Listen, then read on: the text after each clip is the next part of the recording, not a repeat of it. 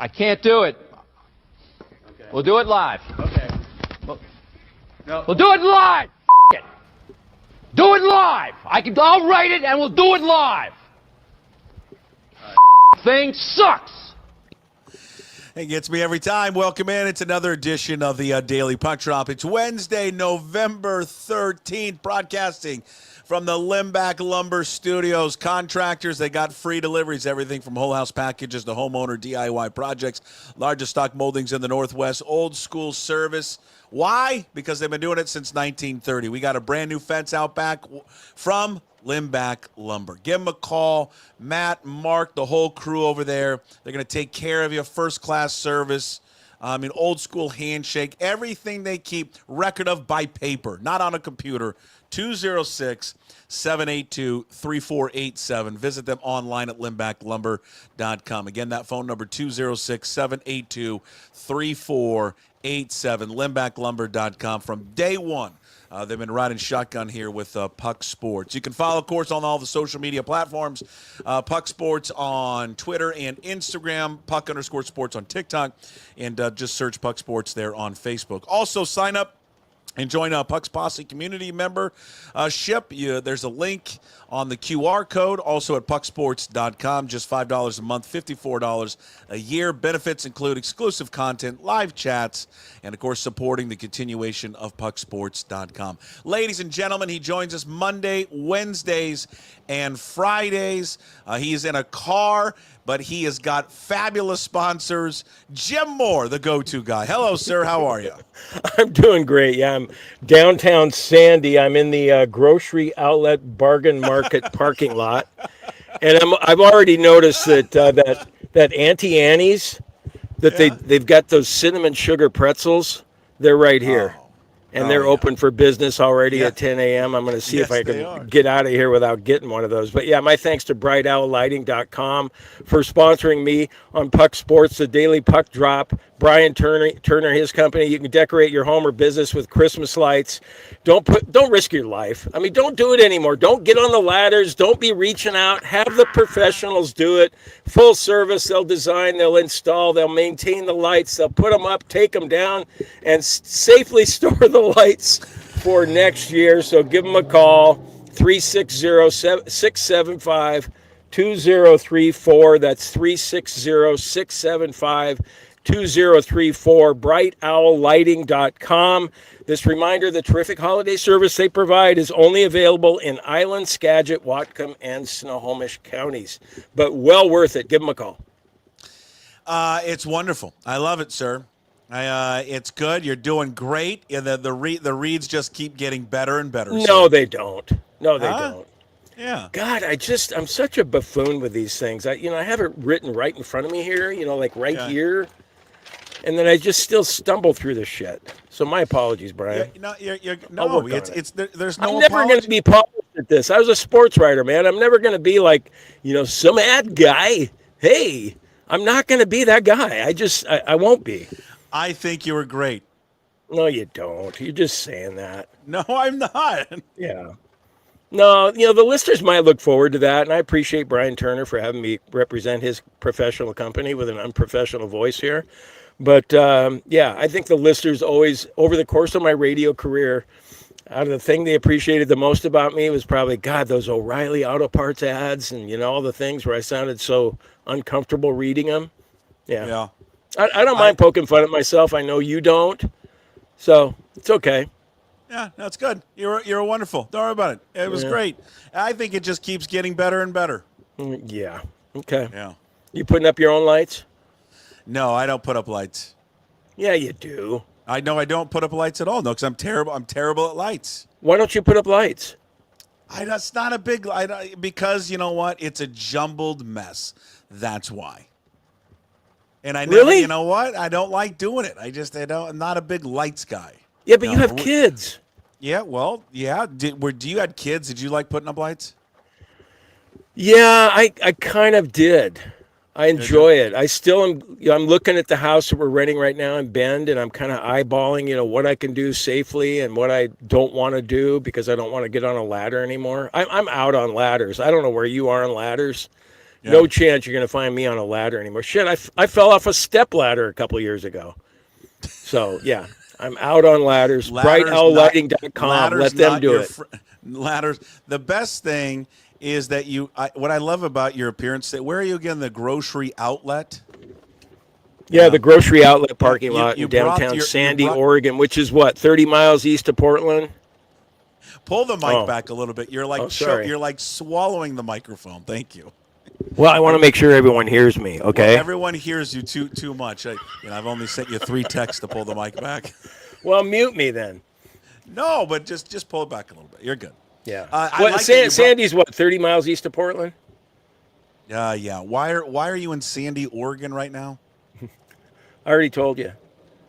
Oh, you're going up for a dental appointment. That's right. Okay. So see, that's proof you don't listen to me. Even off the air, you don't give a shit about what I have to say. I do. Yeah. You don't care. I do care. I care everything about you. You don't care. I had periodontal surgery. I got to go back in to get stitches taken out. They got to take pictures. You get in your 60s and shit just starts falling apart. Yeah, you're falling apart, fella. You're falling. Are people walking by you in the parking lot and wondering why is there a guy in there with headphones on and a microphone screaming into it? Are the dogs with you? I'm in the back of the parking lot. And I'm just watching people go by on Highway 26, hydroplaning their way down the road. Beautiful time of year here in the Portland area. Yeah, dude. It is. I can't believe how much it's raining, dude. It's nonstop raining, constantly. Yeah. Somebody I told you. Chat, hold on. Someone says in the chat, I hate Christmas lights. No, I don't hate Christmas lights.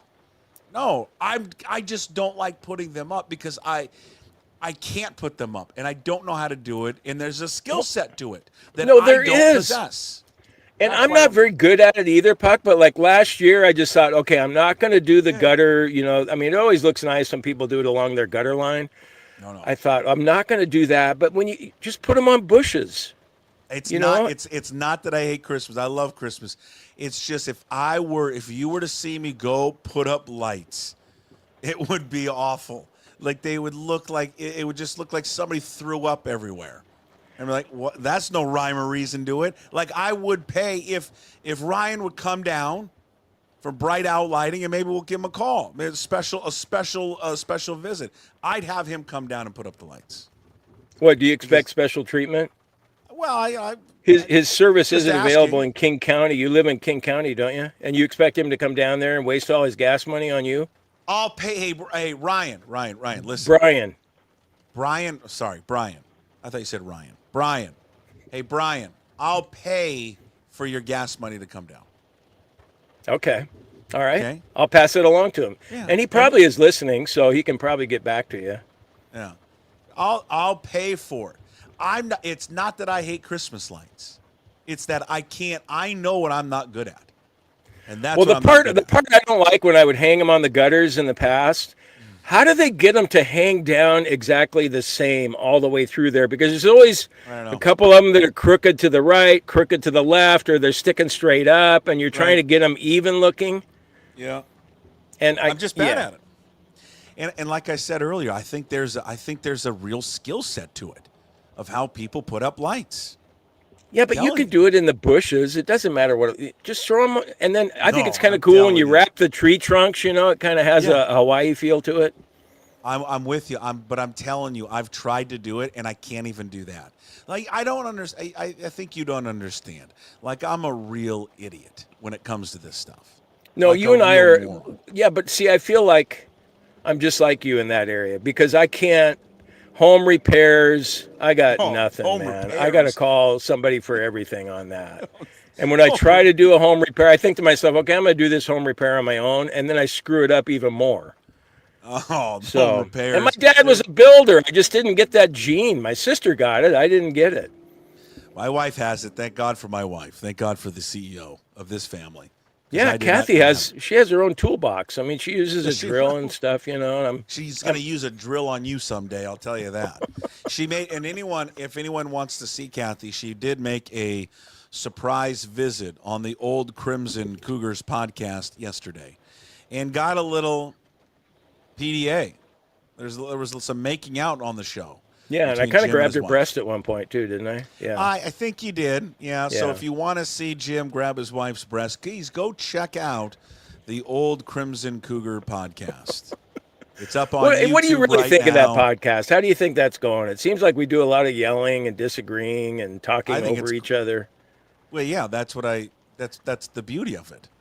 Oh, it is? Yeah. I mean, sometimes on that podcast, there's three of us talking at the same time.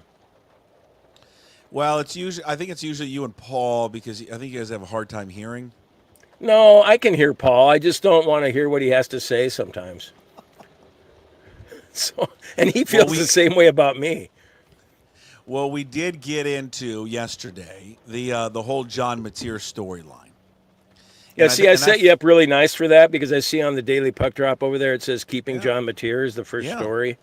Well, and I think it's an interesting storyline because I think there's going to be a lot of fans. I mean, when you hear what the going rate for a good quarterback will be, on the transfer portal, and other schools have got to deal with this.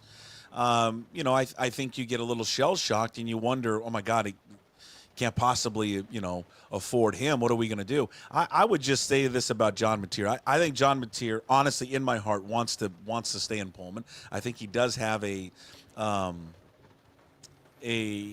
special place in his heart. I'm looking for another word. I think he feels a soft spot in his heart for Pullman. Soft spot, but this is a school that took a chance on him. And so, remember, he didn't have many offers. And so again, yes, I would encourage all Cougars, if you want him to stay and you want other players to stay, but if you want John Mateer to stay, then sign up for the Cougar Collective. Like it doesn't take a lot of money. It's $18.90 a month. Yeah, that's make what I a signed up one-time for. donation. Yeah, it's what I have. I mean, it doesn't cost a lot. But this is, instead of getting like all down in the dumps about him, like, oh God, we're gonna lose him and all that. Keep him. This is the fascinating thing. Like whether you like this whole thing or not nowadays, right? About Which NIL. I hate it. Okay, but but hold on.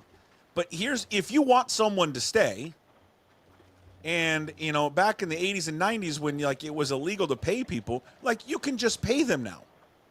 I mean, think about this. If you want someone to stay and not leave, you can just pay them money. I would rather you not leave and please stay, and you can do that. So I'm just saying that you have the power. My point is you have the power and at least can play a part in it. And again, it doesn't mean 100% certainty that player stays or goes. But at least as a fan, as an alum, you've got the power to make it a hard decision for that player to leave. And if this isn't just a Mateer thing or a Cougars thing, this is for everyone. This is for Husky fans if you wouldn't want, I don't know, Damon Williams or Jonah Coleman to leave. You can influence that decision by giving money. And I mean, think about that. It's amazing that you could do that in a weird way. I mean, 10 years ago, 5 years ago, 10 years ago, 15 years ago, that wasn't even a thought. No, it was happening with some boosters. It was just under the table and, had to keep it on the hush-hush. But yeah. How about this, Puck? How about getting creative for the Coug Collective maybe? And let's say I want to donate $1,000. And let's say we get 500 people who want to donate $1,000. What is that? That's $500,000, right? Okay. But let's say you have the condition on that $1,000 that this is toward John Mateer staying in Pullman. But if he leaves Pullman, I get my $1,000 back. Yeah, but no, because why? What's wrong with that? Because you don't do it for coaches. So why would you do it for players? I mean, the school. Well, isn't it anything goes anymore in this college football world? The school doesn't get their money back when the coach leaves. Why would the player? You made the investment into the player, and the player has the right to leave. I mean, but I know he does, but come on, man. I mean, I thought I was onto something there. I'll donate $1,000 toward John Mateer staying in Pullman, and if he goes to Texas A&M, I get my $1,000 back. I think there will be. I mean, we're gonna get to a place. Hold the mic back. We're gonna get to a place. You're just deep throating the goddamn thing. God, I can't wait for that Annie's pretzel. We're going to get to a place with the NIL. Well, there'll be contracts for that. But I'm just saying, in the meantime, you have an opportunity. You don't have to give $500. You don't have to give $1,000. If everyone gives $18.90 a month or whatever figure it is, you can get him and influence him to stay. I mean, I'm just saying that it's an amazing time in college football and college athletics that you can influence a player to stay. Again, I know it's not for everyone, but instead of just being like this hand wringing and like, oh my God, we're gonna lose this player, we're gonna lose that player. Well, then give and see what happens. Because that's here's the thing: the genie's not going back in the bottle now. I mean, it's out. Like it's never going to go back to what everybody wanted back in the 80s and 90s. Like it's never going that way. Which do you think would be harder, getting the genie? Which is harder, getting the genie back in the bottle or the toothpaste back in the tube? And why'd you pick the genie instead of the toothpaste? I think the genie back in the bottle. You think so? Well, toothpaste, you can't. First of all, well, actually, you know what? Hold on. You can never get toothpaste back in the bottle. You can't do it. Come on. What do you think of the toothpaste now that has the cap? And it doesn't like squeeze. The old school screw? You like the old school screw? Yeah. Because sometimes it seems like a little too much air in those cap kind. Harder to get out toward the end. No. Yeah. Anyway, okay. I was just curious. No, it's good. And then you can like the Cougar Collective right now is doing a donation. They're doing a $400,000 match, so they're going to match like everything that you donate. And they're almost there. They got like $340,000, to that. So again,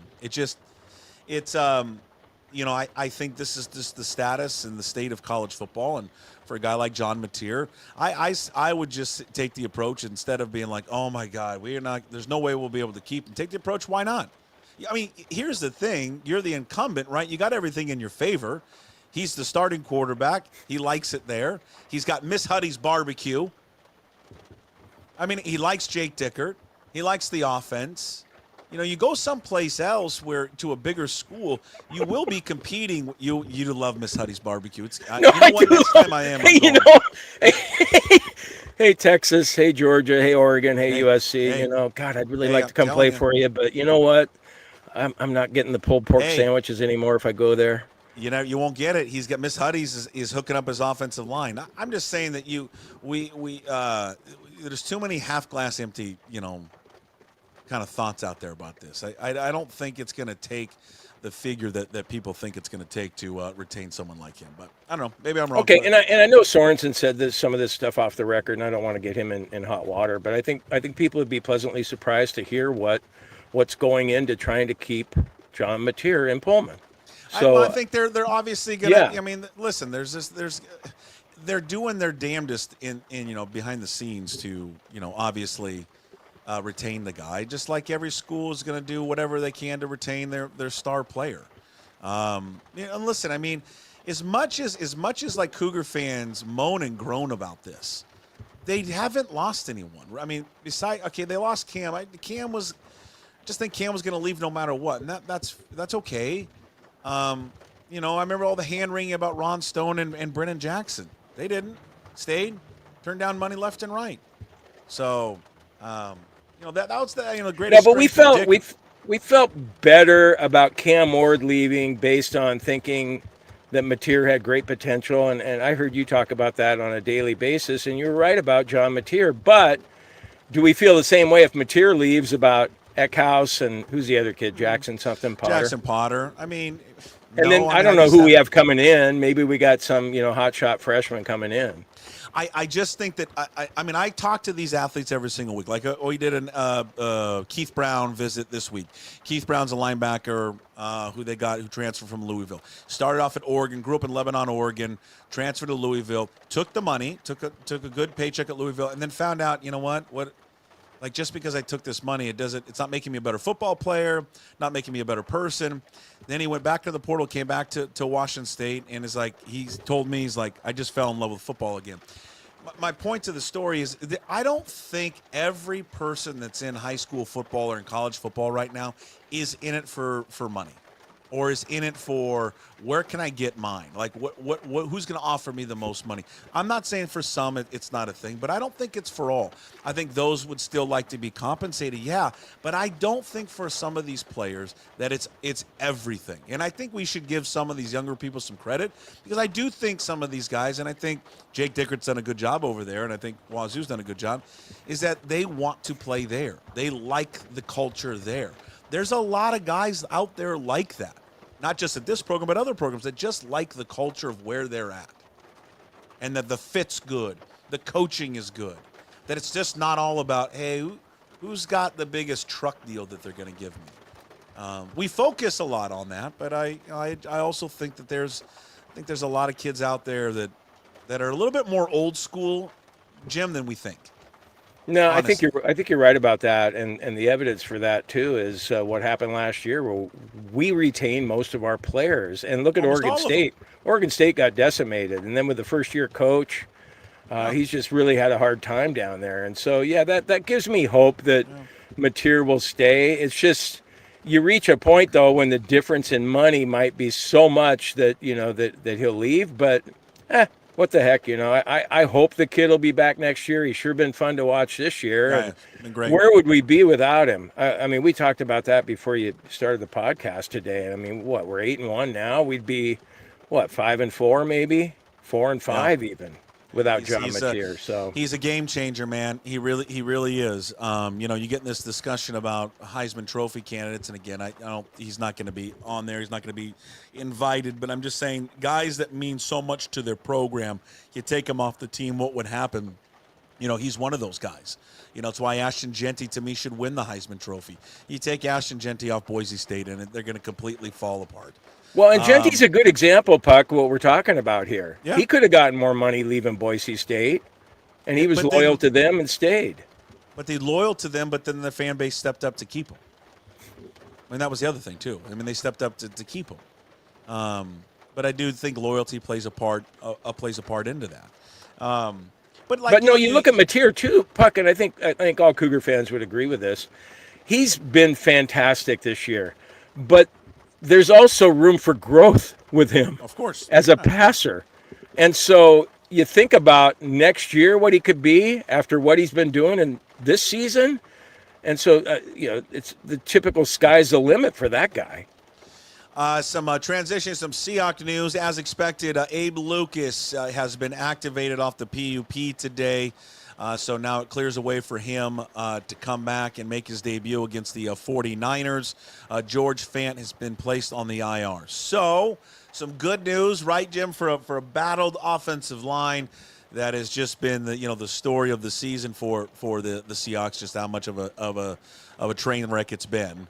But to get Abe Lucas back, fingers crossed he holds up, man. They need him. They just desperately need him for this football team to maybe turn around and make a run here at the end of the season, or just the long-term health of this team. We've just sit there and talk about the struggles of this offensive line left and right. God, it's just nice to have him back, and hopefully he's healthy and can finish out the rest of the season. Yeah, you just look at that. I mean, they've been going with a 4-stringer out there, and now Fant's out. And so, yeah, to have Abe Lucas back, but who knows, Puck? I can't even remember the last time he played a game. I mean, there's got to be some rust involved when he comes back, and maybe some uncertainty. Some uncertainty, the mental part of it. Will my knee hold up here? How am I going to feel getting back in game action? So I wouldn't expect him to be 100%. But I would also say that I think that at 75%, Abe Lucas would be better than 100% of anyone else they've had out there this year. So, and that's kind of what I figured with Connor Williams too, but I think I might have been wrong about that. I figured 75% of Connor Williams, based on his track record, would be better than, clearly they thought it would be better than Oluwatimi and Harris, who they dealt at Cleveland. But yeah, I'm looking forward. And plus, Abe's a Coug, man. We're pulling for him extra hard. His last game was December 31st of 2023. That was his last game that he played in. Yeah, it's almost a year. I mean, do you expect him to just come in and be gangbusters right away? No. Yeah. No. I mean, I don't. No, I don't either, but still an upgrade. Oh, of course. I mean, for a line that needs even just a little smidgen of anything better than what they've had. Yeah, it's he is again. It's just going to be a major upgrade for what they've been dealing with for sure. So I mean, I can't wait. I can't wait to see him come back. Can't wait to see him come back. Did you watch? Did you see any of the NBA last night? I know you hate the NBA. Did you see Klay's return to Golden State? No, I did not watch that, and I'm trying to figure out what they're doing with that in-season tournament again. Is that what's going on? There's some sort of yeah. They're doing that one again. I'm trying that. I'm kind of lost on that. Listen, I did watch the hotshot kid from Duke, though. I watched him for a little while. Pretty good. Oh, Cooper Flag? Yeah. Yeah. I did watch some of that. Yeah, Kentucky surprised him, though. But that was good. Dude, you got to go. You got to go back and watch what Golden State did. They had like every employee for the organization. There's like over 400 employees. Welcome him back when he got off like the bus and was walking into the arena. Greeted him. That's cool. And then they handed out all, like, he wears that, like, captain's hat, like the boating captain's hat. Because he would like sometimes boat into the games, into the arena. And so they handed out that hat to all the fans. They all wore it. And then all the employees had it on. I mean, it was unbelievable. And then they played this tribute video that was awesome. And then he had a great game. I mean, that game last night, as much as everyone like hates the NBA, that game last night is why the NBA at times can be one of the greatest forms of entertainment that we have. Because all the stars played good. Puck, let me correct you a second. Everyone does not hate the NBA. I think I'm in the minority there. Okay. I think, yeah. For those that do hate the NBA, like you, last night was why it can be like the greatest form of entertainment, because you had the best players on both teams all shine and all make huge plays. Draymond Green looked like he was 22 again, blocking shots left and right. And then Steph Curry, like on the night where you're honoring Klay, and Klay's great. Klay hits like 6 or 7 threes. He's playing great. He's doing stiff shimmy shake down the court. And then the night is, it's his night, right? And you're all waiting for him to hit a big shot at the end to kind of put Dallas up. But at the end of the day, and I think you saw the emotion last night on the court from Steph Curry, is Steph Curry scored like the final, I think it was 12 or 14 points of the game. And hit a three from, 36 feet, 38 feet. I mean, just unbelievable show. And like he's animated, pounding his chest, saying this is his house, his arena. It was a fabulous night of basketball, man. It really was. But it was great to see the love, I think, that community, that fan base, that organization, those players had for him, because he was just a massive, integral part of their championship run. 4 championships that group had. Well, yeah, and you just think back on that, too, when he played in Pullman. I mean, he's the greatest Cougar basketball player of all time. And what I love about Klay, too, is how much he loves Pullman and Washington State. So he's never forgotten where he came from. And so it's always a special thing for him. And then for him to rally the way he has after so many injuries that have derailed his career. But is he a Hall of Fame player, Puck? I mean, you follow it closer than I do. Has he been good enough to be a Hall of Famer? I think he is. I mean, I think his numbers are going to back it up. But I think what most importantly, in his heyday, for a good stretch period of 8+ years, you're talking about, arguably the best two-way shooting guard in the league, from an offensive standpoint and from a defensive standpoint. And that's what you forget about him, because of the threes and all that, and because of the offense, just how great of a defender he was. Yeah, I mean, listen, I don't think it's that hard to get in the Pro Basketball Hall of Fame anyways. I think they could be a little bit more selective of who they put in. But with that being said, I'd put him in, even if it were selective. He deserves it. Well, just based on the number of wins that your team had, too. And what a big party was, the championships. I mean, I think that as well. I mean, I think that factors in. But, yeah, no, I think he is. I think for sure he's a Hall of Famer. I mean, are we biased? Of course we're biased. I mean, I'm biased to it. Can you believe the farthest we made at Washington State with Klay Thompson in a basketball uniform was the NIT?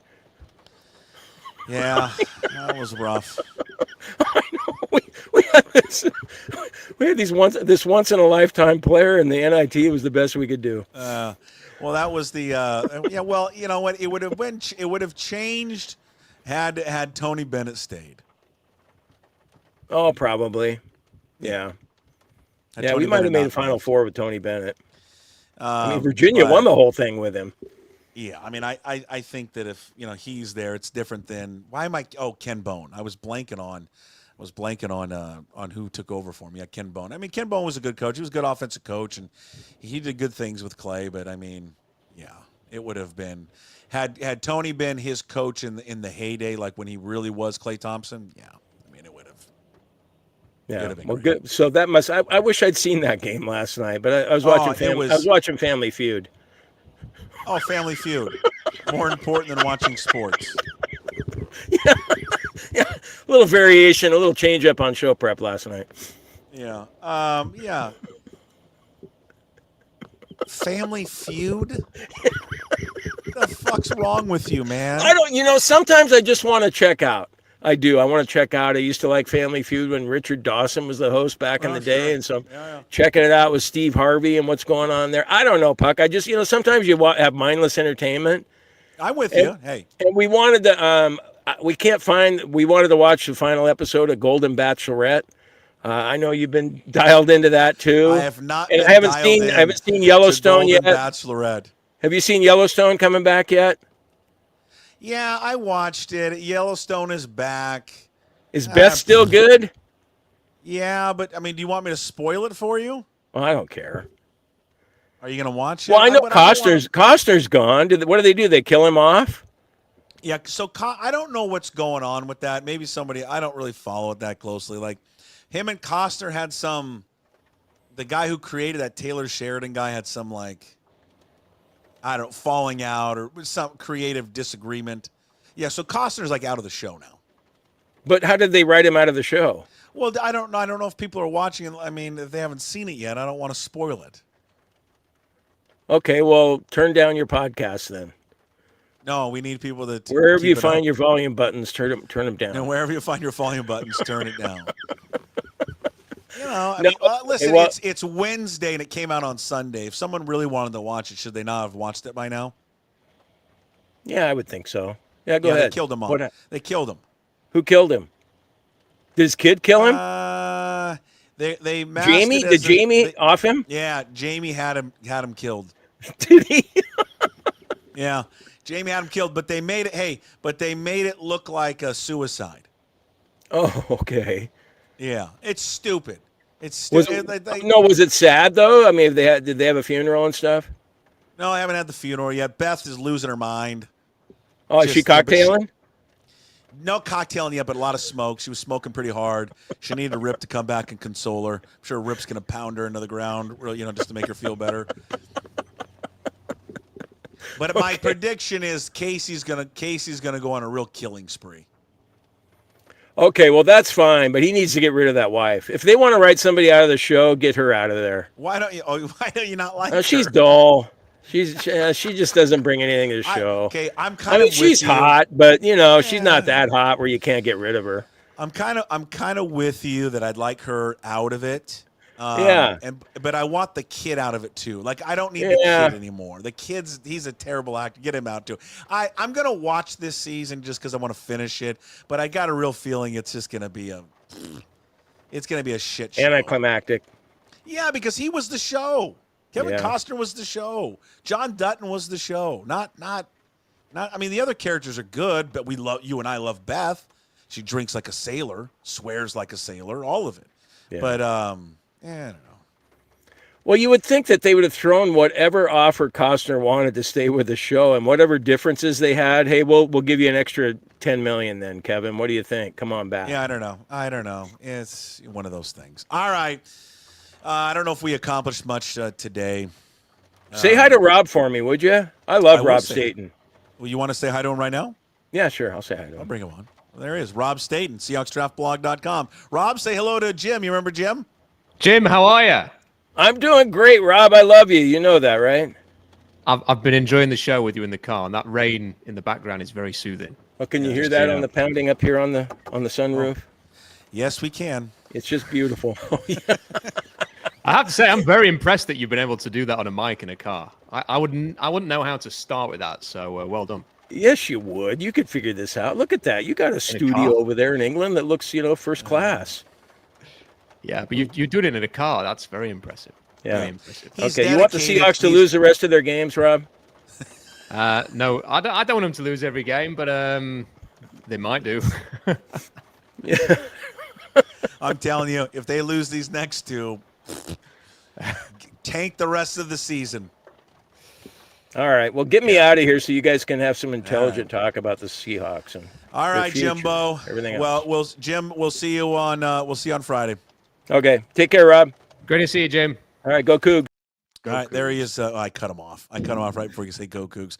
Jim Moore with us every Monday, Wednesday, Friday, brought to you by Clean Streak Professional Window Exterior Cleaning Services, and of course, a Bright Owl Lighting, professional Christmas lighting expert installers. All right, we're going to talk a little football now with Rob Staton, SeahawksDraftBlog.com, brought to you by Superior Linen Service, family owner operated since 1926, committed to delivering the highest quality products, services to the greater Puget Sound area. Get your free quote today, suplinen.com. Give them a call, 253-383-2636. Check out all of Rob's insights, SeahawksDraftBlog.com. For video content, check out his YouTube channel, Rob Staton Football. Follow him on Twitter at Rob Staton. All right, sir. How are you? You're getting compliments on the chat about that hat. Looks good. Yeah, do you know, I actually did manage to fit in a Supersonics game before they left. Did you? So the first sporting event I ever went to in Seattle was a Mariners game, and they lost 10-0 to the Blue Jays. Sounds about right. The second time I went to Seattle, we went to watch the Supersonics play, and they lost to the San Antonio Spurs.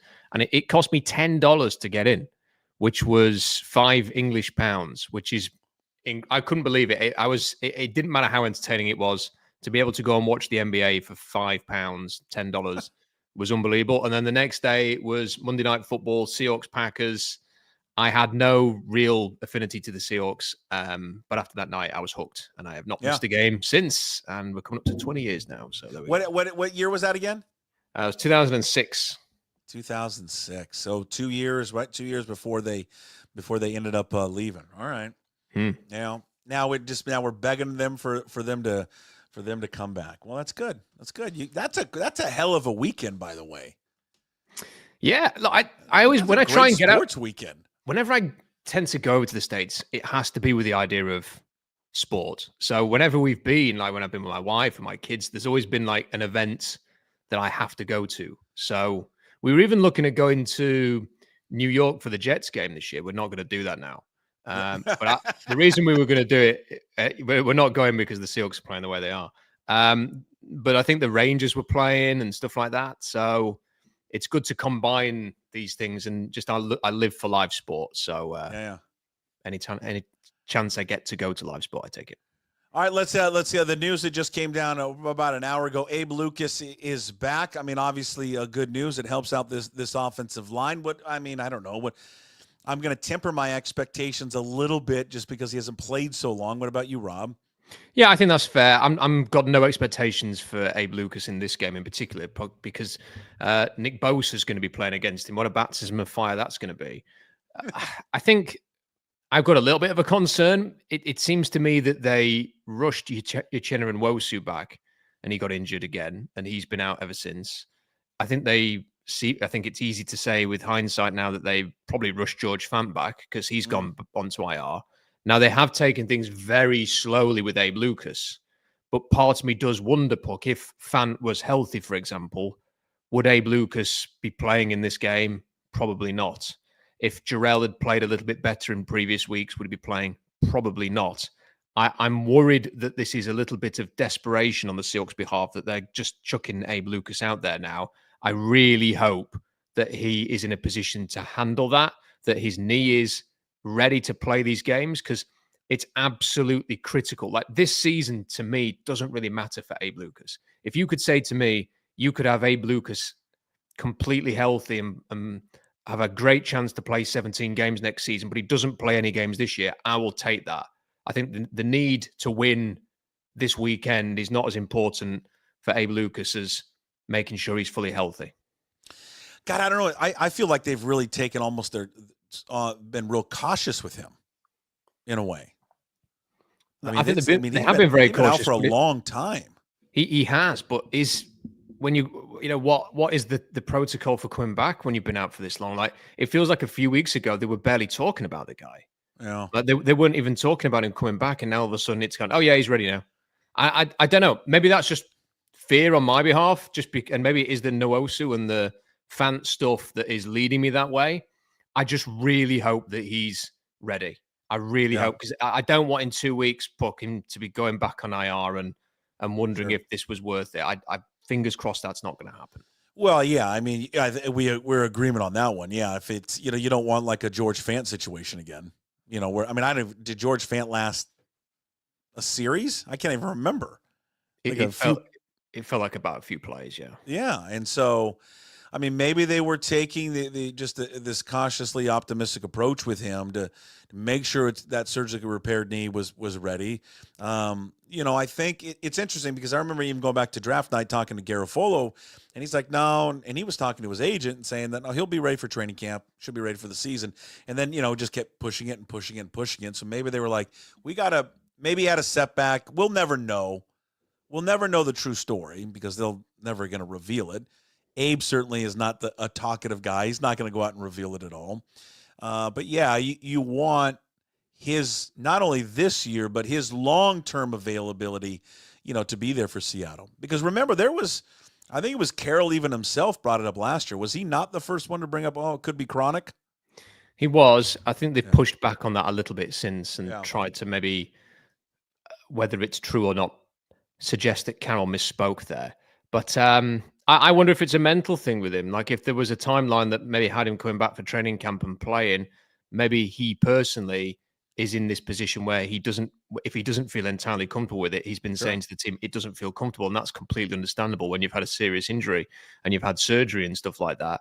I really hope he comes back, because he is one of the players that I've enjoyed scouting the most over the last 5 or 6 years. I gave him a fringe first round grade on my horizontal board and talked him up as much as anybody going into that draft. I was shocked that he lasted to round 3. I think it's pretty obvious why he lasted to round 3 now, but to sort of see him play possibly because of the injury concerns, but he looked in his first year like that's your answer. Like, that's your right tackle for the next however many years. And also the one thing that he brings that Charles Cross doesn't bring is that he is somebody whose grit, violence, aggression is everything you need in an offensive lineman. And he could have been the voice. He could have been the leader up front. He could be one of the leaders of this team, but he's got to be on the field to do that.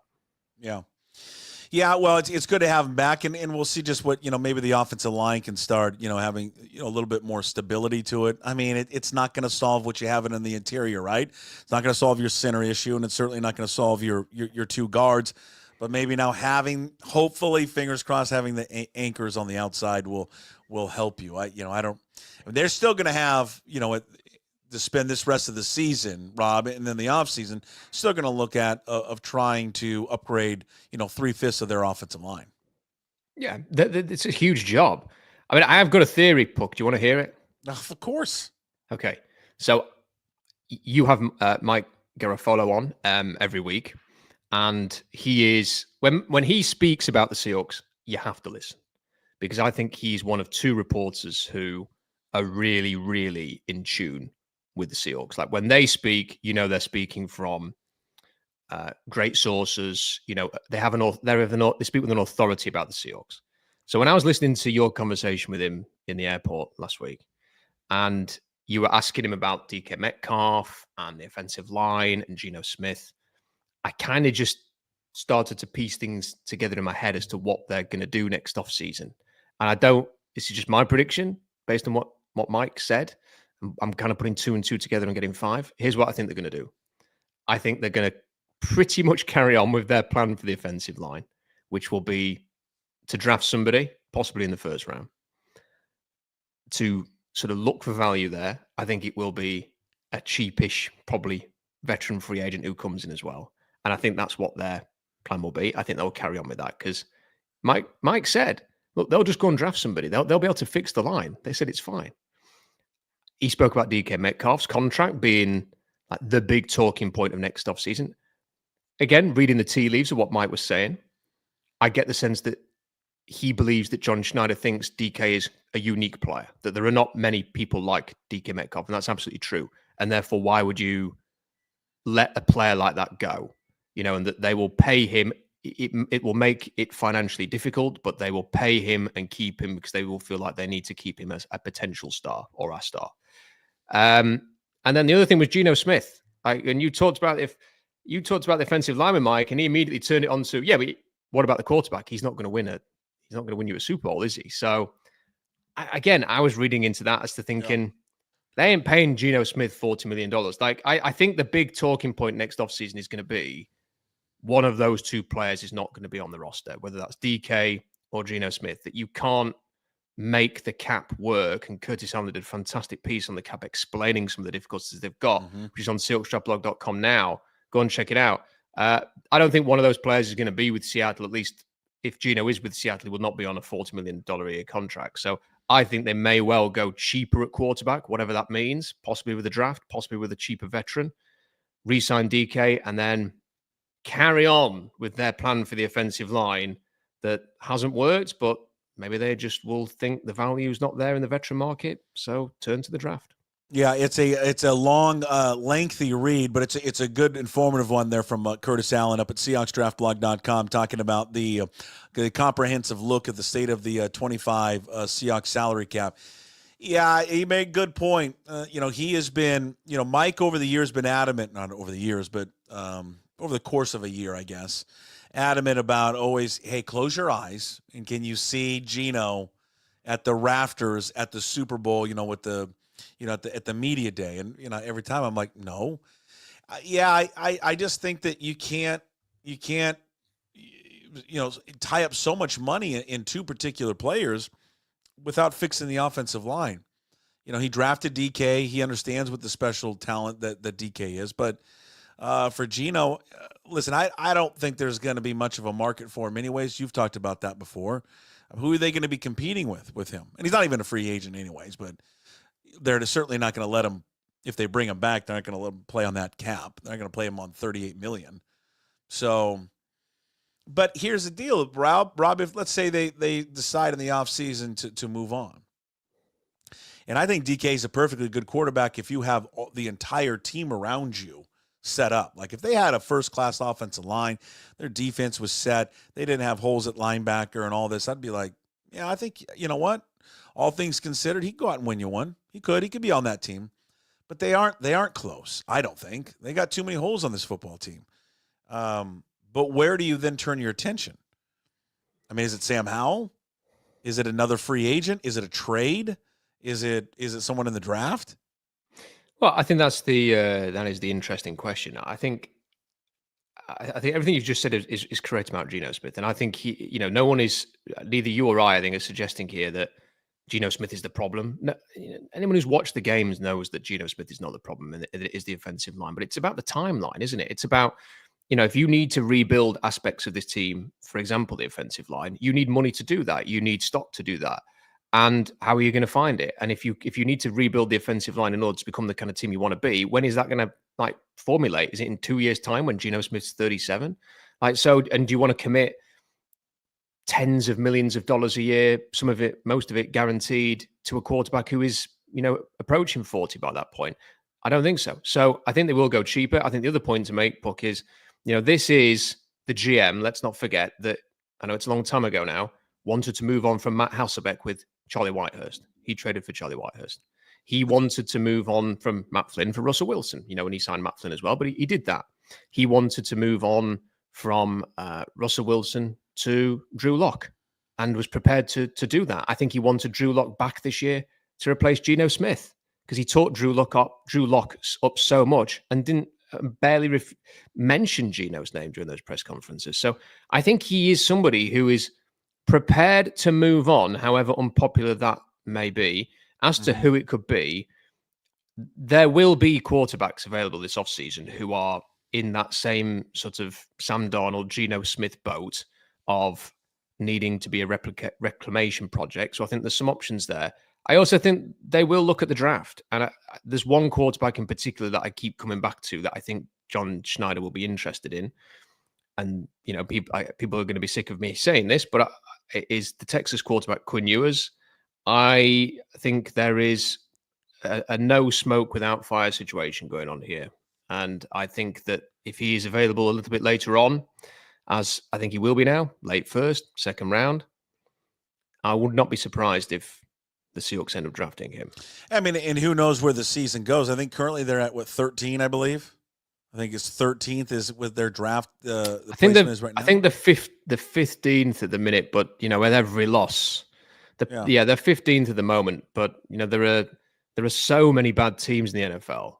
You have 5 teams with 2 wins, and then you have another 5 or 6 with 3 wins. So there are so many bad teams but if they keep losing, they're going to be in the top 10 soon. Yeah. And and then it gets to the point where I brought up this week. I mean, and I know the organization wouldn't think this way. I talked about it yesterday with Danny Kelly from the Ringer. But if they lose their next 2 games here, I would just say, honestly, the best thing, even though they don't think like this, and I get it, but the best thing would be for them then to just lose the rest of their games, just to improve your draft stock. Now, again, maybe the counter to that is it's not a good draft anyway, so it doesn't really matter. And I thought Danny brought up a good point. He's like, yeah, even if they do lose the next 2 games, you do want the culture to work, and you do want the belief that they have in their system. You want to see it get better, and I get that, and that's the smart intellectual way to look at it rather than the idiotic way that I look at it. But for an organization that is never able to get up in the top 10 or even flirt with a top 5 forever, and I guess that my argument would work more, Rob, and better if this was a class of great quarterbacks. It's not.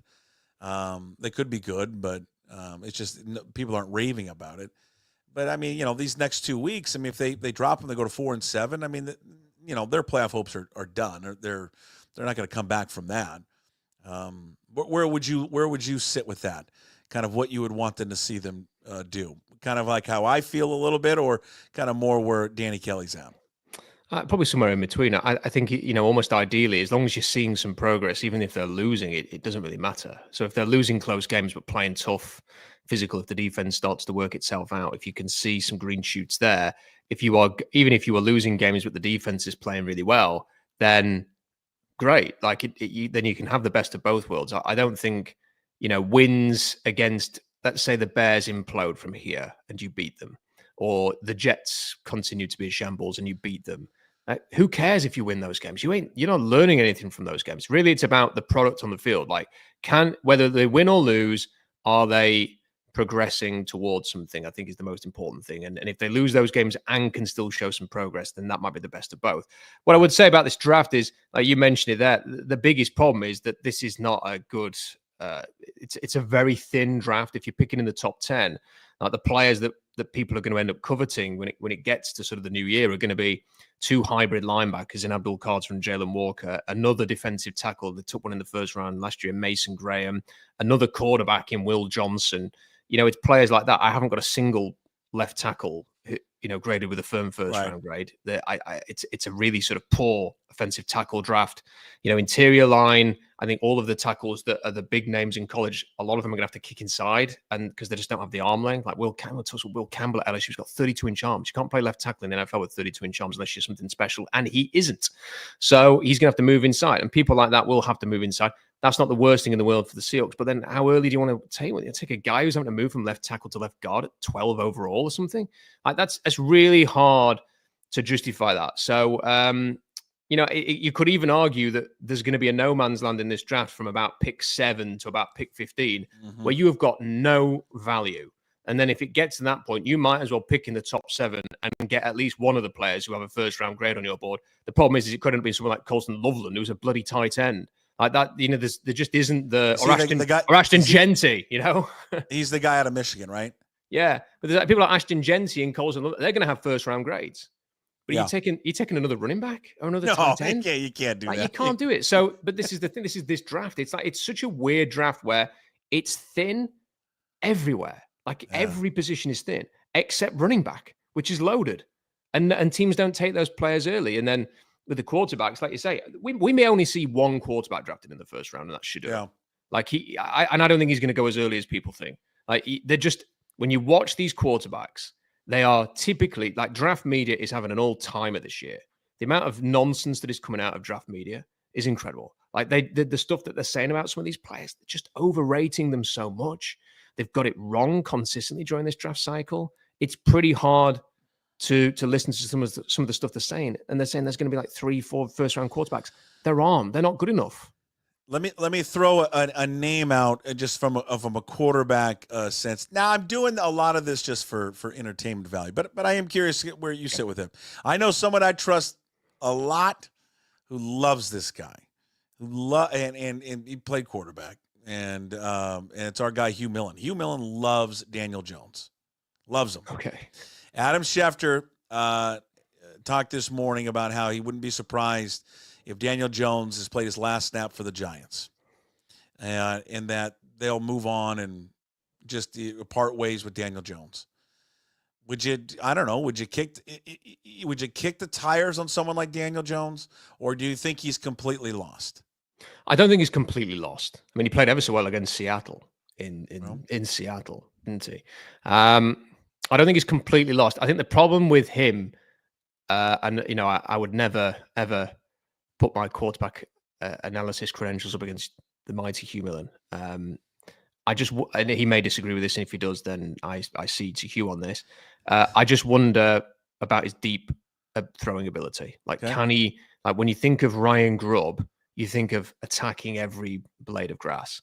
And I think John Schneider wants that as well. I'm not sure whether Daniel Jones can do that. Like, his deep throws have not been good for a long time. But he is mobile. He is athletic. And look, if they are going to go cheaper at quarterback, if they're going to bring somebody in as a reclamation project, I'm afraid to say that's the kind of person that you are looking at. And, I was one of the people when they traded Russell Wilson who thought, Geno Smith? I don't really want to watch 16 games, 17 games of Geno Smith. And he played a lot better than expected. And there may be a lot of Minnesota fans who were like, oh my word, we're stuck with Sam Darnold now. The first round pick, JJ McCarthy got injured, and they'll have enjoyed aspects of that. So I'd be loath to write Daniel Jones off. I think he has got there is something about him that is interesting. That's why he went in the top 10. But I'm not sure he's a fit. Yeah, we discuss this stuff all the time. I'm not sure if he's a fit or not. I just, I don't know if we have a complete evaluation. I mean, he's played in the league for 6 years, so I mean, we certainly have a lot of information on him, certainly more than other quarterbacks. And he started a bunch of games. I mean, he started 69 games. And you look at his stats overall, and where he's at. He hasn't lit the world on fire what he's been able to do as a quarterback, but sometimes it does come down to fit. We talk about fit all the time with quarterbacks, where you're drafted, what organization do you go to? Who's the head coach at the time? Who's the GM? Who's the offensive coordinator? All of that. Like you're seeing this play out right now, in Chicago with Caleb Williams. And Caleb Williams was, he's a fabulous, unbelievable talent when you watched him play at USC. And then the Bears get the first round pick or the first overall pick, and you're like, okay, but is he going to the right system? Is he going to go to the right head coach?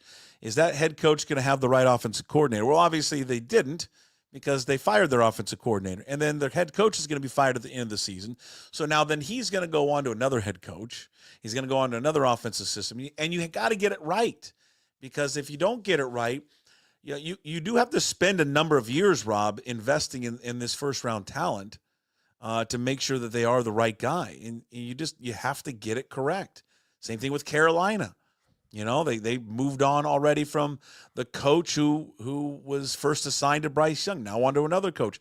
Who knows if Dave Canales is the right guy for Bryce Young. But it's the hardest thing in sport is to find a quarterback. There's nothing harder. Can I give you another example? What's happening with Anthony Richardson right now? Like, the Colts drafted him, and when you did a lot of work on Anthony Richardson, and I still believe there's a chance that if it had been there at 5, the Seahawks would have taken him. And what Anthony Richardson needed was possibly a year red shirt. Yeah. Bringing him along slowly. Appreciate that he's going to take time. It's probably going to take 2 years of starting like it did for Josh Allen to get to where he needs to be. You're going to have to work through some growing pains. In the meantime, sort of accentuate what he's good at and limit what he can't do to make him the best possible player and protect him and keep him healthy. That's what you had to do. The Colts did none of that. He got injured. He's been banged up again this year. They're not protecting him. They haven't given him any weapons. They then bench him. They bring Joe Flacco in. Now they're bringing Anthony Richardson back. Like his career, this is not how you handle somebody like a young quarterback. This is not how you make the smooth transition. Then you look at what the Chiefs did with Patrick Mahomes. They had everything set up with Alex Smith in place. They bring him in. They redshirt him for a year. They bring him in when the time is right. Now, I think everything that everyone said about Mahomes when he was a rookie was that he could easily have started as a rookie. But they resisted that temptation and gave him a whole redshirt year. And this is the problem for the Seahawks, is that they've had essentially 3 years with Geno Smith as the starter, and they haven't drafted anybody. Now, they haven't missed on anybody. I think it'd be very harsh to sort of say, well, they should have taken a quarterback in the last 3 drafts. Who have they could have taken that's gone on to have success? Nobody. So I let them off the hook a little bit for that.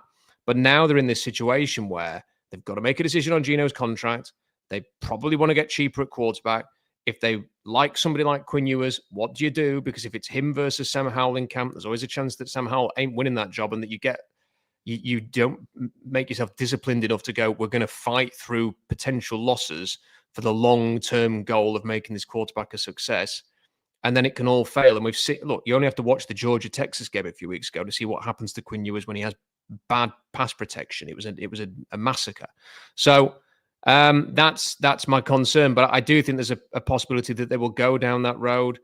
John Schneider was a huge admirer of Aaron Rodgers. He's on the record of saying that, when he was in Green Bay, he was a Rodgers guy. Scott McCloughan was an Alex Smith guy. Quinn Ewers compares himself to Aaron Rodgers. Rodgers and Ewers have almost identical size, frame. Throwing motion is almost identical. They have the same natural talent. Ewers has not maximized that, but his college stats are almost the same. And if he is going to fall, like a few weeks ago, he was a top 10 pick. He's been injured again. He's come back. He's been inconsistent. There are some health concerns because he can't stay on the field. If he drops to the late first, like Rodgers, or even to the second round, I think John Schneider's going to look at this and go, this is history repeating. I'm going to go and take a chance on this guy, and we're going to start drafting some quarterbacks. Yeah. It's amazing. It's when you somewhat luck into the third round pick there of Russell Wilson. You're like, oh, it's great, and he turns out to be this amazing quarterback for you. Tom Brady in the was Brady in the 6th or 7th round. It's just I mean it's so hard. It's just so hard to find that guy and then do they go to the right spot with the right coaching and all of that. I mean, you can just, when you don't get that position right, it can just absolutely crush your franchise. And then you search over and over and over again for finding that guy. I mean, look at Detroit just bumbling around forever. And I mean, I know they had Matt Stafford, at some point, and then they were able to, they bumbled again and they found Jared Goff. But these organizations that continue to find themselves in the mud, it's because they just can't find that quarterback. You brought up the situation with Indianapolis. I mean, look at where they've been since Manning left. You just continue to try and search and find that guy. What did you make of the decision? I mean, listen, there's probably some other off seasons that have been worse, but I mean, I don't know. This ranks right up there as one of the worst off seasons for John Schneider. I mean, your 2 linebackers that you went out in the off season to go get, you identified as the replacements for Bobby Wagner and Jordan Brooks are gone, and Hell Dotson now is with Brooks in Miami.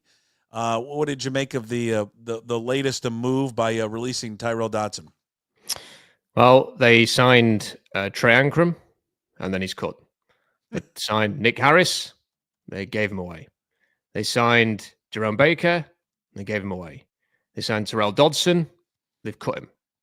Their offensive line is a shambles. That's awful. John Schneider has had a terrible offseason. And Christian Haynes, you can throw him into the mix as well. Christian Haynes is a 3rd-round pick. Can he even play in the NFL?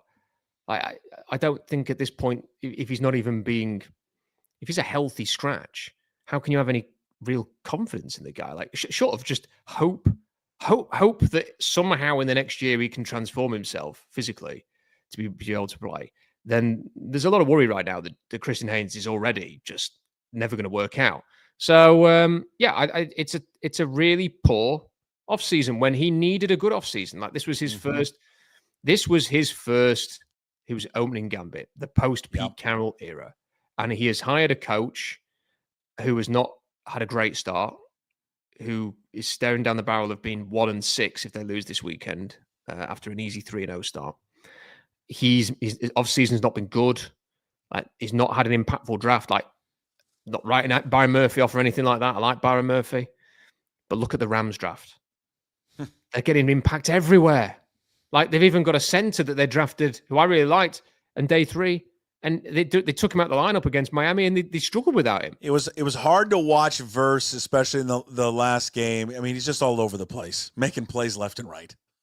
Yep, and it's not a surprise that, by the way, because on the horizontal board that I had Byron Murphy in the second tier, and I had Jared Verse in the top tier. He just had that alpha male sort of style to him, and obviously, I think anytime you can get hold of a great interior defensive lineman, it's seriously worth considering. And I still think that Byron Murphy can have a great career in Seattle, but it's hard to watch. And that's the thing, like not a great draft, question marks about the coaching hire already because they're on a horrible run, they're not playing very well. And the signings have been dreadful. And now he has piled the pressure on himself to the point that the next offseason, they ain't going to be able to just come out, whatever happens the rest of the way, Puck.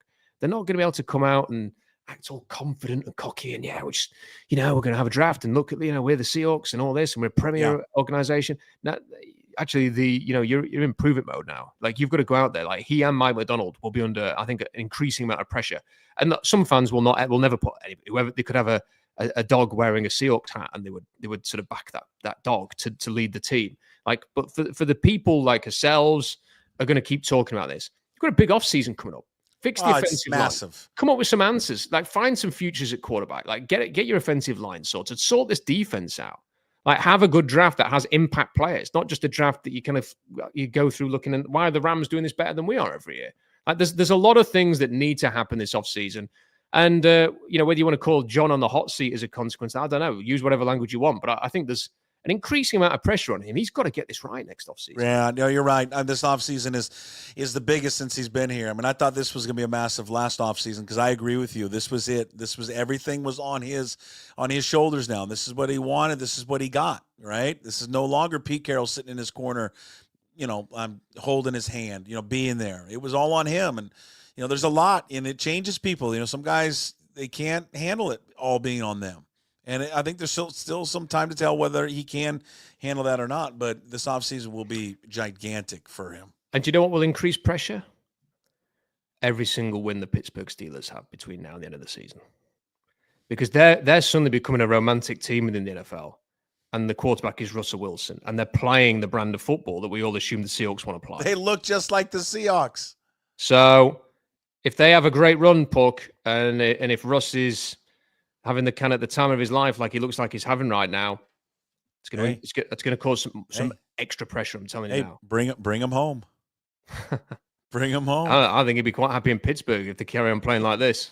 Yeah, for sure. All right, there he is, Rob Staton, Seahawks draftblog.com. He joins us every single Wednesday, brought to you by Superior Linen Service, family owned and operated since 1926. Superior Linen Service, committed to delivering the highest quality of products and services in the greater Puget Sound area. Get your free quote today at suplinen.com. Give him a call, 253-383-2636. Check out Rob's work, SeahawksDraftBlog.com. Tell him what's up there right now, Rob. Check out Curtis Allen's great piece on the cap. We've got some other things happening as well this week, so make sure you stay tuned to SeahawksDraftBlog.com. It's a busy time of the year. And then obviously they can find you on YouTube at Rob Staton Football. Correct. Yes, all the videos on there. Okay, and then follow him on Twitter at Rob Staton. This episode will be up on YouTube. Hit the subscribe button there when you go there to watch it later.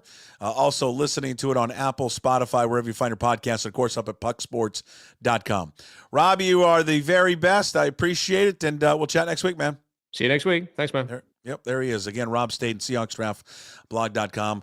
Appreciate him joining us as he does every single Wednesday. And again, brought to you by Superior Linen Service. All right, it is our cold stove time as we like to talk a little baseball with Ryan Divish. which is brought to you by Chalet Bowl. Now, Divish, once again, is substitute teaching. So because he was substitute teaching, that son of a bitch made me get up early this morning, despite battling a cold, the flu, to get up to record him. All right? So that's what I did just to appease that son of a gun. So our cold stove edition with Ryan Divish as he continues to substitute teach in Havre, Montana. Well, it's that time of week. We get to do cold stove talk with Ryan Divish, brought to you by Chalet Bowl, Washington's oldest operating bowling alley, proudly serving the community since 1941. Located in Tacoma's historic Proctor District, Chalet Bowl has been family-owned and operated for over 40 years, delivering top-notch customer service, unique 12-lane experience. Check out chaletbowl.com. Book your next reservation, experience the best in local fun. Ladies and gentlemen, from the Seattle Times, Ryan Divish joins us. The Ryan Divish Show every Wednesday from the Limbach Lumber Studios. Looks like you're once again in a classroom substitute teaching. Yeah, I'm teaching for business law today, or no, business classes. I don't know what. So this is my buddy Todd, who I used to play fast pitch with. I don't even know what he teaches. Like, I didn't even look. I mean, I know he teaches like business, and so it's like, there was one was business law, and then I think he had like I don't know. There's a personal finance class which I should probably take. I mean, sure. Like let's be really honest here. Like the reason I sub isn't because like it's out of the goodness of my own heart, and like I want to be like a good person and help out my alma mater. It's because I have a bit of a gambling problem, and and other things. And so it's like I got to accrue money for in the off season, and I haven't been able to start charging for hitting lessons and pitching lessons yet. So, so I do this. That's good. It's good for you. You know what? I'd like to do some daytime bartending, but I just haven't been able to get that going. Well, just try it out. All right, we're going to get into the third base position on the cold stove. We every week. Throughout the offseason, Divish and I will go over a different storyline. And he wrote about a perfect storyline this week, the third base position. What are they going to do? What's the future there? What options do they have?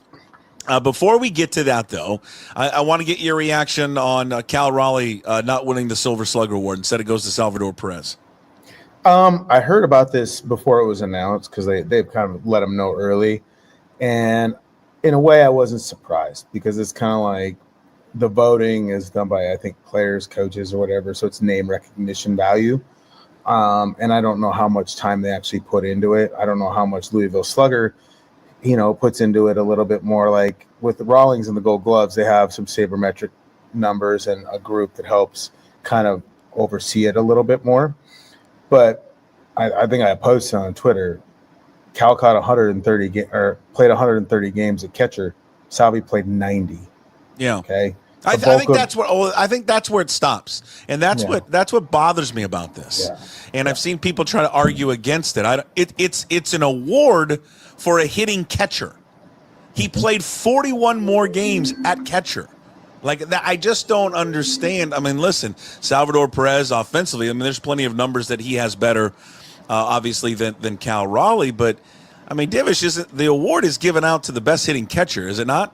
Yeah, that's the way I interpret it. I mean, they have a DH award. They just, to me, and like, look, I know it's a gray area, but I think the fact that Cal caught 130 games and has, I don't know, I posted on Twitter 500 some plate appearances as a catcher. Yeah, I think that has to be taken into it and rewarded, not just like overlooked and I mean, as I put, like, no position taxes you more mentally and physically than catcher. So Cal caught more games and he still put up huge numbers. I mean, I just think that's, I honestly, I would have, if I had to vote it in order, it would have been Cal and then Shea Langoliers, then maybe Salvi. Yeah, I think we for that award specifically, I think we really undervalue what it means to catch. And the fact is, I mean, the numbers don't lie. I mean, there are going to be numbers in Perez's favor. Obviously, batting average, the number of strikeouts are going to be in his favor. But 545 plate appearances, 131 games caught versus someone who caught 90 games and had 363 plate appearances. Yeah. No, it's not even. But I wasn't surprised because just that's Yeah. how the award works. Look, I mean, the whole awards thing is kind of sometimes a sham.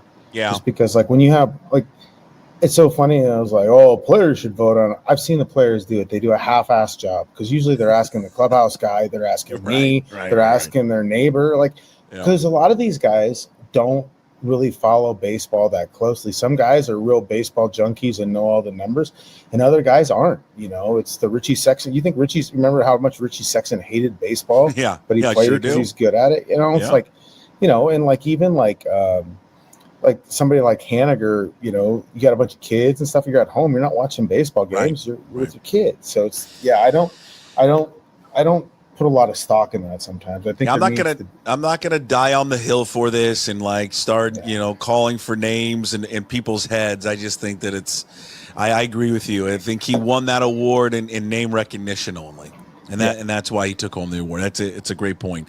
All right, you covered it in your offseason kind of recap or look at positions on the Mariners roster. You looked at third base, and we were going to look at third base too. So this is perfect timing.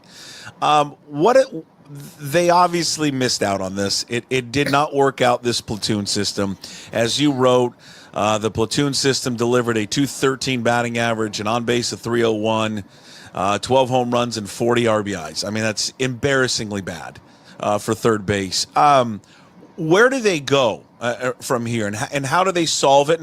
And you tell me how Josh Rojas fits in now to their future plans at third base. Well, I think they're going to have to go the trade route unless they want to go with a platoon again. I mean, I didn't put the list of players in there, and probably because I overwrote the whole part about Suarez and just kind of the flawed thinking and all of it. I enjoyed it. Yeah, I'm sure there are certain members of the front office that didn't enjoy it. But so, like, how they go, Adam Jude talked to Jerry the other day, and I had talked to Hollander a while back. But, like, basically, the thinking is they have needs at first base, second base, and third base. You know, like, they need somebody to go with Luke Raley at first base. Second base, obviously, they don't know. Third base, they had the platoon. You know, Luis Urias is down the road, thankfully. So, like, they're going to have to fill. They have to add to that, but I think they're realistic to know they can't get three, like, what they would call impact guys there. They're hoping to at least just get two. So it's kind of like if then or. It's like maybe like there's a lot of right-handed hitting first baseman out there. Maybe they can go that route, and then do they get a second baseman or a third baseman? However they do it, I think that Josh Rojas will be a part of a platoon at either second base or third base. He's a nice utility infielder, backup infielder, plays solid defense, and he's he's a good bench player, but he's not like an everyday guy. We saw that kind of take place. Dylan Moore. So, like, I think they're perfectly comfortable, like, putting a platoon together of Dylan Moore and Josh Rojas, particularly like probably at second base where you're not expecting power. But if they had to do it at third base because they got like a premium second baseman or somebody there, they'd do that. So I think that's kind of what they're going to try and do is like, yeah, Josh Rojas will be on the team. He's going to make a little bit of money in arbitration, but like, what's the number again? I think like 3.5, 4, which is perfectly fine for that. You know, they're paying Dylan Moore about 3. You know, that's what you pay for a backup kind of utility infielder anymore in the open market. So I think Josh Rojas is a part of this infield on a platoon basis. It's just where he plays at. Do they go get a third baseman? Do they go get a second baseman? And, you know, how does he fit? Maybe they get all 3. But I think that's kind of where they're at right now, at least from what we've been told. And we've discussed the money aspect. They don't have a ton of money to go out and get a whole bunch of guys. Right. So, you know, and it's like, I mean, Alex Bregman not coming here. He's just not. And what about Alec Bohm? Would that be something? I mean, that his name has popped up now, saying the Phillies would be open to trading him. Your buddy Jeff Passett had mentioned that. Would he be a fit, and what would it cost? Yeah, obviously, I think he'd be a fit. You know, I think with Bohm, I don't necessarily believe you have to give up one of the big starters. I think you can put together a prospect package. He is younger. You know, he's coming off a down year. And to the point where he was really largely not a part of their postseason. He's got real good power. I mean, he was Well, like you start to wonder though, hey, like he didn't produce in a great hitter's park in a lineup that offered you a ton of protection. And a lot of people think it's just a change of scenery. Like, he needs to get out of there and kind of refine himself. Maybe that's there's some maturity questions, correct? Yeah. He likes being Alec Boehm, more the baseball player, it's not like he's at the point where he's wearing his jersey out to the bars or something, but like, I think he likes, just maybe the work, the preparation isn't exactly where they think it should be. On a team with a bunch of psychos like Bryce Miller and Trey Turner, just doesn't work. But then you have to question that though. It's like if you go out and get this guy, I mean, we've already discussed kind of their lack of leadership. The Mariners established leadership. Who does it? Who keeps this guy in line? I think one thing is if you get traded, you start to realize, okay, maybe I'm not untouchable. Maybe, maybe some of the stuff I'm doing doesn't translate, and or that I could get moved. So I think that could be a wake up call for him. But that's something you have to recognize or at least scout. And I think the Mariners hurt themselves with that in the past. The Jesse Winkers and stuff who didn't buy into the work aspect that they preach in Seattle, and then had to get rid of them. I mean, you're giving up players to do that. So you better be certain that like Alec Boehm is talented enough and motivated enough to come in and help you in that regard. And you don't think it cost them? It doesn't cost them one of their pitchers, the young guys. I wouldn't think so. I think that but it'll cost a top prospect, because I think maybe that's where Philly's at. They have a pretty good pitching staff if you look at it. But what they've done too is like they've given up a lot of their younger prospects. Maybe it's going to cost you one, that way, or maybe it does cost you. I'm saying, oh God, maybe you put together the package. But again, you're buying low on Alec Boehm. You're not buying him when he's at his highest point. Mm-hmm. So I think that's where they're at. I mean, we've talked about it before. The Twins have a lot of infielders. There's the Reds. There's guys out there. But because I'm looking at the free agent market, and it's just not great. Like it's not good at all. No, especially for what they want and for the positions they want, it's not good.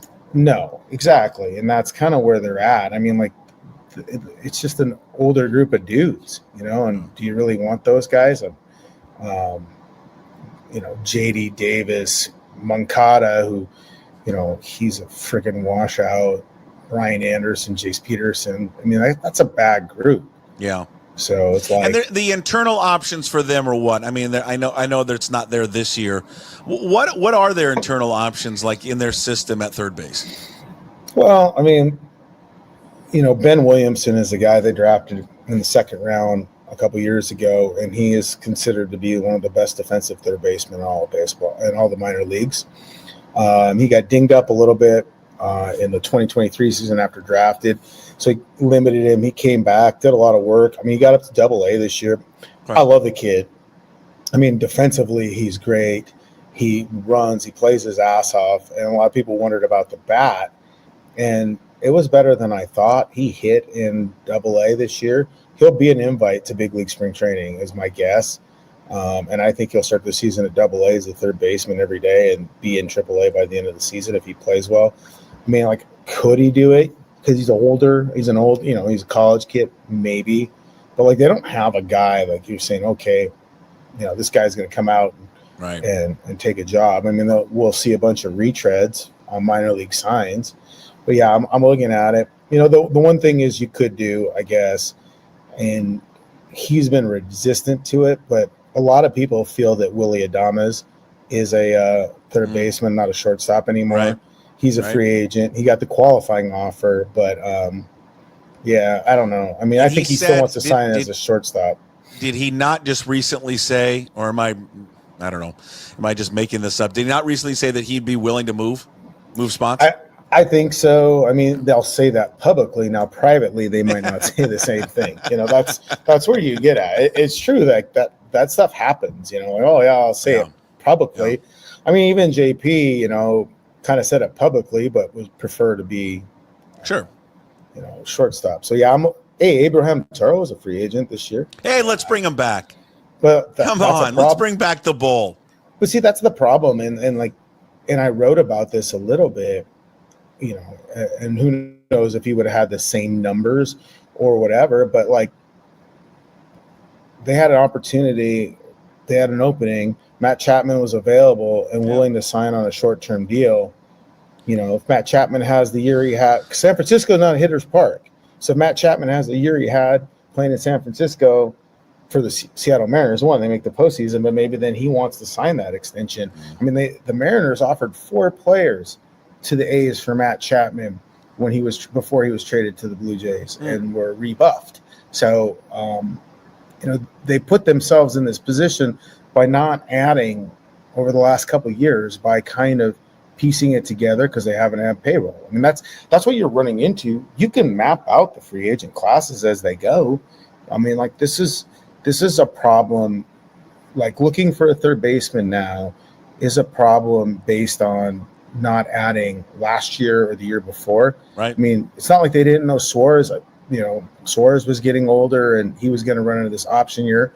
I mean, he played so well that the Diamondbacks didn't take it. I think a lot of people never figured that option year would be picked up, but it was.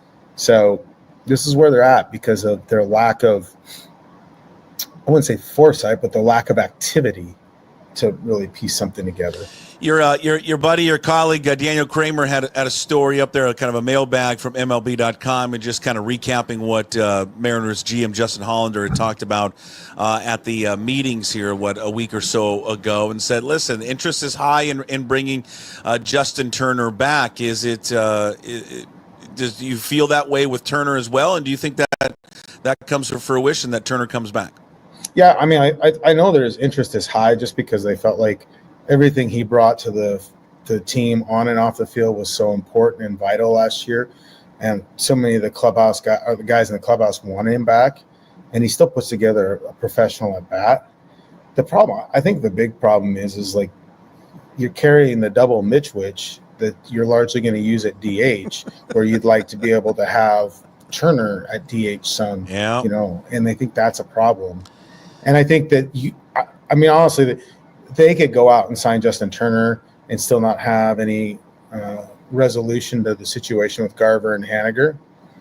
I mean, and there's a chance that they carry them both going into the season. I think a lot of people think, oh, no, they're not. Well, if the option's not there to really move them, then they're going to carry them. So, I mean, it's possible. I think if I'm Justin Turner, though, I may be waiting to see what the Dodgers do or the Padres or somebody like that too, because he lives in Southern California and probably wants to stay as close to home. But here's my thing: if you are forced to bring, and really there are no options to get rid of the two Mitches. What do you call them again? Well, they had that sandwich this year, the double Mitchwich. Yeah. The double Mitchwich. And Hollander said, up at MLB.com, he said, we anticipate both those guys bouncing back and being better than they were this year. I mean, that's always my favorite. We're hoping, we're crossing their fingers, they're both going to be back. But if they both are back, how can you afford to add Justin Turner? Like I don't. I mean, how can you're probably only going to pay him $7 or $8 million a year, though. Yeah, but at that point with those two guys, but at that point when you have, I guess here, don't you put a first baseman glove in both those guys' hands? Listen, we're going to carry you. You got to play first base. Well, Garver's actually played first base some. What about Mitch? I know Mitch hasn't, but I mean, doesn't he get a first baseman glove?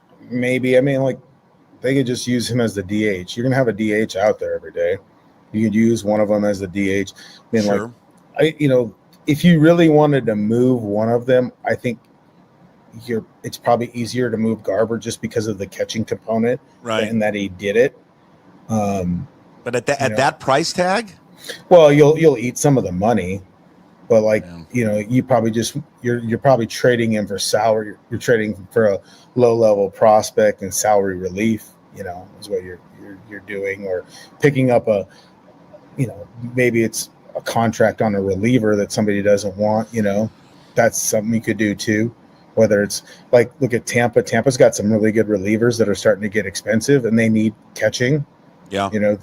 Maybe you do that. I mean, that's kind of how you have to work it. But I think the catching component, even though he's not like the greatest receiver in the world, and the idea that it can lead to injury for him is still valuable because there's such a lack of catching. I mean, look at Travis d'Arnaud, just got like 2-year contract from the Angels. I mean, like you can get something for catching. It's kind of what that's why I'm surprised that they didn't trade Harry Ford last year, because like I felt like there's so many teams that need catching, and here's a guy that is athletic, is has a good on base percentage, maybe doesn't have the power, but he's getting closer and closer to being able to help a team at the big league level, at least from a defensive standpoint. And I feel like that has value, but maybe they're holding out for more. As a market, have you heard anything on what they may or may not do with Luis Castillo? I mean, they're going to listen. It's sit there and say plan Z to trade any of them. I think the plan Z not to trade the starters is really the ones that are cheaper than Luis Castillo. Like if the Dodgers or Yankees like get desperate, or the Red Sox, and say, hey, look, we'll take we want to trade for Luis Castillo. We would like the other guys, but we'll trade for Luis Castillo. Here's what we got. I mean, the one thing is you're taking $20 million off the book, so then you can go out and maybe get some guys, and especially if you believe that at this point Emerson Hancock is a viable number 5 starter. I think people get so like, oh, he's not as good as the other ones. Yeah, but nobody has a staff as good as this. So their number 5 starters look a lot more like a normal staff looks a lot more like Emerson Hancock at the number 5 than Brian Wu. So you could do it that way. You could say, okay, well, we'll move Luis, get some salary relief, get something for him, and then move Hancock there. Plus, you have Brandon Garcia and Logan Evans still in the minor leagues, both of whom they feel like could help them next year. So you do have that depth that maybe, and if you believe that you're good at this, again, like they have starting pitching, then when they draft, they seem to find a way. So it's like, I think if you really truly believe you can draft, develop, find starting pitching to help you, then you have to use that depth sometimes to trade to get stuff that you can't always access or develop yourself. Hey, last thing for you. Do we have any more clarity on Wilson's contract and DePoto's contract? No, not. I would assume like for Dan, it's pretty standard, like 2 to 3 years. I think it's 3 years. They've been pretty standard on their managers' contracts. So, and it's a different contract than his player development contract that he was on. As far as DePoto, I have gotten no clarity on how many years it is. Maybe it's 1, maybe it's 2. I don't think it's 5. But I think that, that's they're in wait and see mode with Jerry. If they don't make the playoffs this year, it's just I can't think of too many organizations that would go with a top decision maker that goes this long and has been given this much runway. And maybe that stems from not being creative enough, or understanding what could happen, or maybe it's because they don't want to pay. It's like everybody sits there and says, "I'll just go out and get Theo Epstein." I can't see the Mariners paying a GM $8 million or a president of $8 or $9 million. They just don't see it. It's okay to pay somebody not to play for them, but like just don't see it. Yeah, that's. Yeah, I don't see it either. I don't think they would do that. And wait and see if they can get through this year and see if he can prove it to them. But I'd be odd that it'd be 1 year that he would come back for, that they would give him multiple years, but we'll see. All right, it was a short, abbreviated cold stove here with Ryan Divish. Get back to your substitute teaching. Divish's weekly visit brought to you by Chalet Bowl. Go book your next reservation at chaletbowl.com. Check out the episode on YouTube. When you're there, please subscribe to the YouTube channel. Also, check it out on Apple, Spotify, wherever you find your podcast, and of course up at pucksports.com. All right, don't let the kids beat you up too much, and we'll talk to you next week, Div. Yeah, we'll discuss the Missoula trip when we bring Adam. But you have an invite next year. You have a standing invite. Perfect. All right, see you, Divish. We'll talk to you next week. There he is, Ryan Divish. Our conversation, we caught up with him early this morning as he continues to be a substitute teacher in Havre, Montana. Can you imagine showing up to a classroom and that guy's your substitute teacher? Smells like bourbon, angry at the world. Basically is a teacher. It's all the teachers that I remember. I'll tell you that one.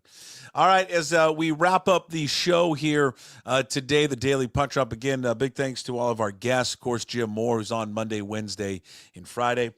I have to take another sip of hot tea because I am losing my voice. I mean, this sickness I've got, this thing is lasting. I haven't left my house in 3 days. Well, since Sunday. And literally get done doing the show, and I'm like sleeping. And then get up, do the show, sleep again. You don't need to hear my issues. You don't need to hear my problems. You got your own issues as well. Big thanks to Jim Moore, Rob Staton, SeahawksDraftBlog.com. Go read, if you are into the cap and into the decisions the Seahawks may or may not make next season and in the offseason. I agree with Rob. This will be, without a doubt, the biggest offseason there for John Schneider. He's got a Curtis Allen piece up there. Curtis Allen is not that Curtis Allen that played basketball. Curtis Allen, who works for Rob, does a guest piece for him, does a nice write-up just about the Seahawks cap and explaining it, things that they could do, things that will be available to them, and really where they're at right now in the offseason. And again, for Rob, I agree with him. I mean, we've discussed whether or not they would consider trading DK Metcalf in the offseason. One thing that I think is without a doubt going to happen is I don't know if you can have both. I don't see a world where, with all the issues that they have, along their offensive line, I think still some issues with their defense, trying to upgrade there, that how they can bring back a quarterback making as much money as that he is going to want to make. I don't know. I don't see it. I don't see it. They're going to have to make a tough decision, and they may have to make a tough decision there on both of them. So go listen to that episode. Go check it out in case you missed it. If you're just joining the live show, Rob Staton, SeahawksDraftBlog.com. That's up on, again, the YouTube channel. Go please subscribe there. And then, of course, on Apple and Spotify, wherever you find your podcasts. And, of course, everything we put up at pucksports.com. Thank you to Travis Lee on our chat for pointing out, because I'm an idiot, I forgot to make the episodes for the Old Crimson podcast and the Cougs Corner yesterday public. They are now public now if you want to go and watch those. They were available to listen, just not able to watch because I'm an idiot. And then also big thanks to, again, Ryan Divish, who covers the Mariners, does a great job.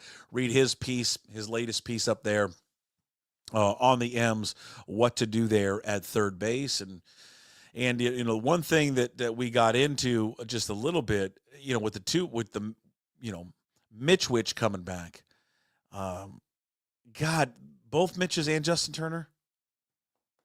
Yeah, no. I'm just not doing it. And I get that you have a backup catcher, you're gonna need a DH and all of that, but I can't take all three. A serious organization that wants to win a championship can't have all three of those guys on the roster. You just can't have it. And I know people have a love affair with Justin Turner. The guy's 40 years old, for God's sakes, all right? Stop. I love that he wears his shirt unbuttoned down to his belly button in leadership and all that. But, I mean, there comes how much is a price tag there on leadership. And if you have Mitch Haniger back, he's supposed to be a leader anyways.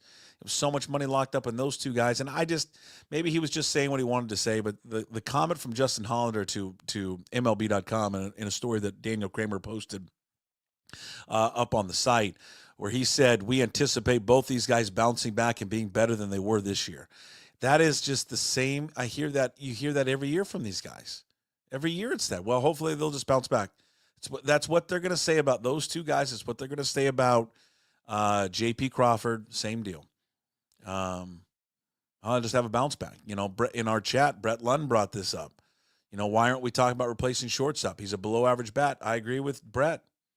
100%, Brett. This should be on the table. I think there's a lot to like about J.P. Crawford, but I would also say that J.P. Crawford's had 1 year. 1 year where he's really, really been good. That's it. Other than that, he's been subpar. So should that be on the table? Yeah, it should be on. I think the whole infield should be on the table. They didn't play to their capabilities in the standards that they can. So absolutely should be on the table. All right. Let's wrap up the Daily Puck Drop with Hey What the Puck, brought to you by Restoration One in North Seattle. A restoration company that lets you avoid the stress of water, fire, and mold damage with their property restoration services. Locally owned and operated. Make them your first call when damages affect your residential or commercial property. 206-817-8917. Visit them online, restoration1.com, the North Seattle franchise. Go back to a conversation we had earlier, Jim and I, before he left, just about the state of the NIL, and for Cougar fans, and really this applies to any fan base, right? This would apply to the Husky fan base, Duck fan base, whoever. Well, the Ducks don't matter or count because they've got one guy that supports all of them, and that would be Phil Knight. Yeah, I think for Coug fans, there'll be a lot of hand wringing about several players this offseason. I would say that Jake Dicker did a hell of a job this past offseason retaining his talent. But there will be a lot of hand-wringing this offseason, when we get there, about the future of John Mateer. John Mateer, without a doubt, is the best quarterback on the West Coast. He is going to be desired, not only by the Cougs, but clearly because he's there, but he's going to be desired by other teams. But here's the deal, Coug fans. Listen, man, it doesn't cost a lot. It's not like I'm breaking the bread here and delivering money left and right to the NIL. I mean, I am one of many that have signed up for the 1890 Club. And again, if you just get a number of people that signed up for something that's $18.90 a month, you got to, where am I going to pull that money from? Where are some other things that I can sacrifice? There's probably a lot of things. Don't go out for coffee. Don't go out for a sandwich. Make your food at home. Just, how important it is to you. But, I think, you Coug fans, you've got the ability. We've got the ability, and you may have issues with the NIL, but you've got the ability to step up and help out, rather than sit back and complain about it and worry about it and hand wring about it. You've for the first time, you've got the ability to do something about it, to make a player not leave, to at least have a hand in it. I know costs are high, everything that's been going on. But we've always shown to be a passionate fan base. But here's an instance where we could be more passionate about it. And you've got to understand, this is the new world of college athletics. The NIL, as I said earlier to Jim, it's not going away. It's going to stay. It's going to be here for others forever. I believe John and others will be loyal because I do believe the culture they've built over there, I think what Jake has been able to do, it does lead to players being loyal. I think you've seen it in the last year when I'm telling you, I thought there was going to be a mass exodus from this program, and there was not. There just wasn't. And they did an unbelievable job of keeping it together. I think we all acknowledge, though, that loyalty can only go so far.